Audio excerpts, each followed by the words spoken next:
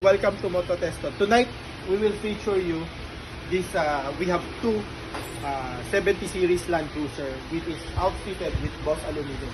This particular rig is our shop demo rig. So, ito kakaiba. Fully kitted out to ng Boss Aluminum. So, halika Jun. So, makita nyo, Boss Aluminum. Naka-body color panel. Okay. So, drawer system, full red arc system, Eco X gear sound with subwoofer, and ceiling storage. So, depende sa imagination nyo kung ano tong ceiling storage para saan. Alright? So, kung makikita nyo, mas mahaba itong version na to. Bakit? Because special to.